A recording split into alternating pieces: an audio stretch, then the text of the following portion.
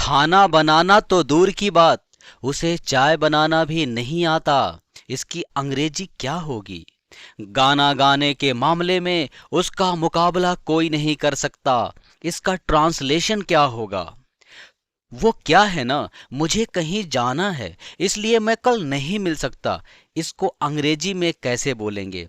आज की क्लास मेरे बच्चों ऐसे ही रोचक वाक्यों से भरा हुआ है।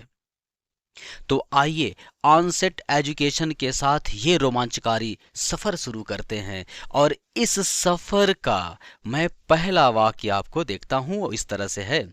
खाना बनाना तो दूर की बात, उसे चाय बनाना भी नहीं आता।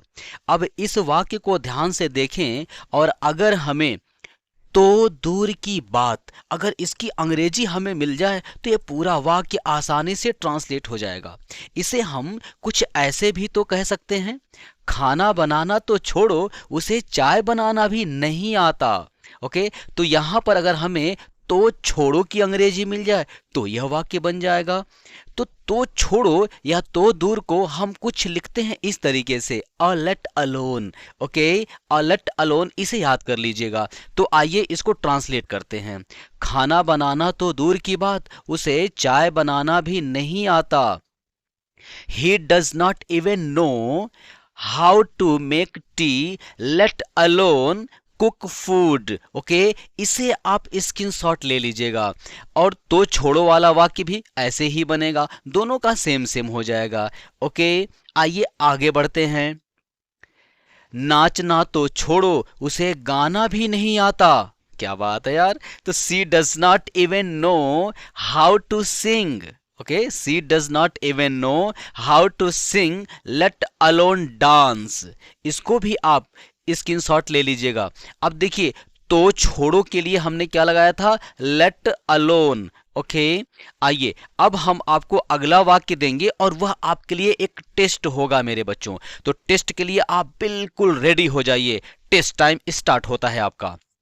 ये रहा आपका सेंटेंस। दौड़ना तो दूर, उसे चलना भी नहीं आता। आपका समय शुरू होता है अब।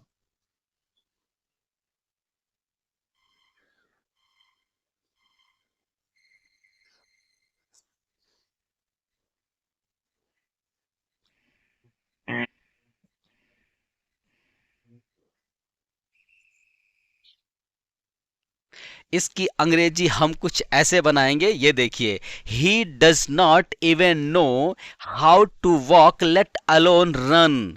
ओके, दौड़ना तो दूर, उसे चलना भी नहीं आता। इसको ऐसे बना, उम्मीद है आपने अच्छा बनाया होगा। अब हम चलते हैं नए रास्ते पर, देखते हैं नया वाक्य क्या है और उसको हम कैसे बनाएंगे, कौन से नियम में ढालेंगे। गाना गाने के मामले में उसका कोई बराबरी नहीं कर सकता। इस वाक्य को ऐसे भी कह सकते हैं, गाना गाने के मामले में उसका कोई मुकाबला नहीं कर सकता। इसे हम कुछ यूं भी कह सकते हैं, गाना गाने के मामले में उसका कोई सानी नहीं है। अब यह देखिए, तीन तरह का सेंटेंस है पर सबका मतलब एक ही है। मैंने तीनों को एक ही तरह से कहा है, बस अलग अलग कहने का तरीका हुआ है। अगर हमें इन वाक्यों में के मामले में इसका मतलब मिल जाए, इसकी अंग्रेजी मिल जाए, तो पूरा सेंटेंस हम बहुत आसानी से बना सकते हैं। तो के मामले में इसकी अंग्रेजी है इन टर्म्स ऑफ। याद कर लो मेरे बच्चों, इन टर्म्स ऑफ। ओके, तो अब हम चलते हैं, इनकी अंग्रेजी बनाते हैं। No one can compete with him in term of singing. ध्यान दिया आपने, इसको भी स्क्रीनशॉट ले लीजिएगा। No one can compete with him in terms of singing. Okay, के मामले में। ओके, अब देखिए अगला वाक्य हम देखते हैं। क्रिकेट खेलने के मामले में कोई भी सचिन तेंदुलकर की बराबरी नहीं कर सकता। और सच बात है भाई, नहीं कर सकता। इसकी अंग्रेजी कुछ ऐसे बनेगी, no one can compete with Sachin Tendulkar in term of playing cricket. Okay, बहुत अच्छे से ध्यान रखो मेरे बच्चों और इसका भी स्क्रीनशॉट ले लीजिएगा। अब आगे जो मैं सेंटेंस आपको दूंगा फिर इसी नियम पर डिपेंड होगा और वह आपके लिए टेस्ट होगा। ये आपका टेस्ट टाइम शुरू होता है और अब मैं आपको देता हूं सेंटेंस। आविष्कार के मामले में कोई भी कलाम साहब की बराबरी नहीं कर सकता। आपका टाइम शुरू होता है।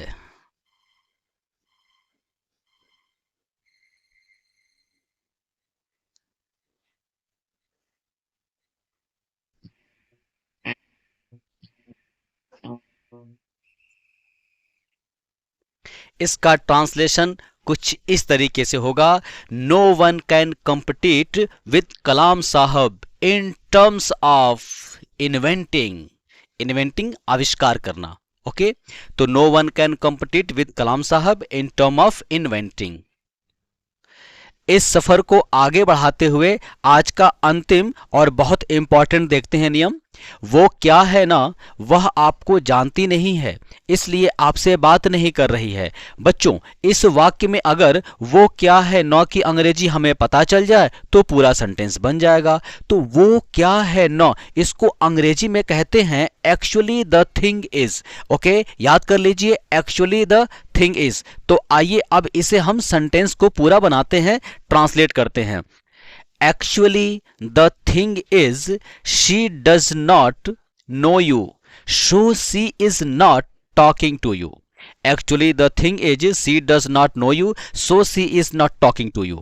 ओके, इस सेंटेंस का भी आप स्क्रीनशॉट ले लीजिए और अपने नोट्स में तैयार कर लीजिएगा। इस पर डिपेंडेंट मैं अगला आपको वाक्य दे रहा हूं। वो क्या है ना, मुझे कहीं जाना है, इसलिए मैं कल नहीं मिल सकता। इसकी अंग्रेजी हम कुछ ऐसे बनाएंगे, actually the thing is I have to go somewhere, so I will not meet you tomorrow. मतलब कि जब भी इस तरह का वाक्य आएगा तो हम एक्चुअली द थिंग इज से बना देंगे। तो अब इस पर डिपेंडेंट मैं आपसे अब टेस्ट लेता हूं, इट्स योर टेस्ट टाइम। तो ये रहा आपका वाक्य। वो क्या है ना, महेश बीमार है, इसलिए वह नहीं आ पाया। ओके, तो आपका टाइम।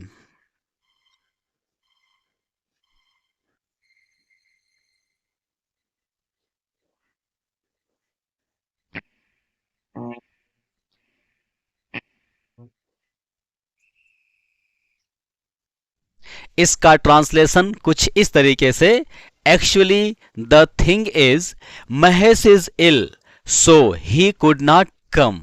मुझे उम्मीद है आपने बिल्कुल सही बनाया होगा, क्योंकि बिल्कुल डिपेंडेंट मैंने दिया है, कोई भी एक्स्ट्रा नहीं दिया। मेरे बच्चों, थोड़ा सा ध्यान दीजिए, अगर ऊपर का जो ये जो वाक्य है, अगर थोड़ा सा इसमें बदलाव कर दिया जाए तो बिल्कुल सेंटेंस बदल जाएगा, टेंस बदल जाएगा। जैसे वो क्या है ना, महेश बीमार है, इसलिए वह नहीं आया। वहां था नहीं आ पाया, यहां है नहीं आया। तो इसका ट्रांसलेशन होगा, actually the thing is Mahesh is ill, so he did not come. क्योंकि यह पास्ट इंडिफिनिट हो गया। ओके, तो ध्यान रखिएगा, यहां कंफ्यूजन का शिकार आप मत होइएगा। तो बच्चों, आज के लिए बस इतना ही। अब हम मिलेंगे अगले वीडियो क्लास में। तब तक आप अपना ध्यान रखिए। यह क्लास आपको अच्छा लग रहा हो मेरे बच्चों, तो इसे लाइक कीजिए, शेयर कीजिए और चैनल को सब्सक्राइब जरूर कर लीजिए। Okay, bye bye, take care.